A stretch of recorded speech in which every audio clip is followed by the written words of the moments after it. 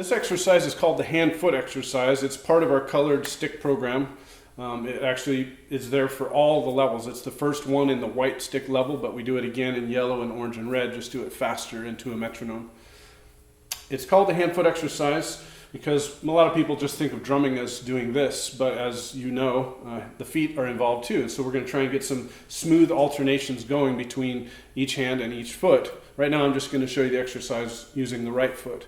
But not only are we going to be developing the smoothness and alternations between the hand and the feet, but we're going to be thinking about different patterns that we're going to have to switch to and how many times we're doing each pattern. And we're going to keep track of those things, hopefully without interrupting what we're playing. So there's a lot of mind processes happening at the same time.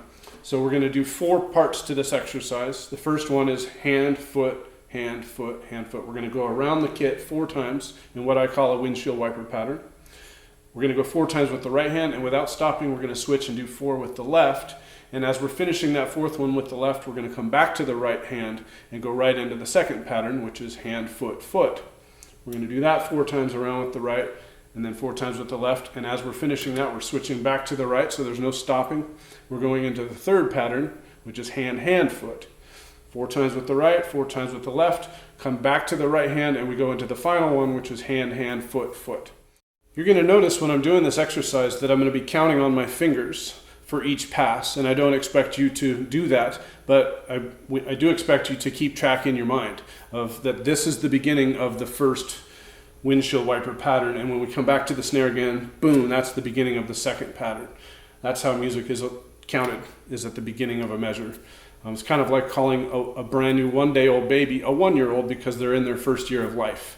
And when they get their first birthday, they're actually starting their 2nd year of life. So that's how measures are counted with music, is we actually say the number at the beginning of that pattern or that measure.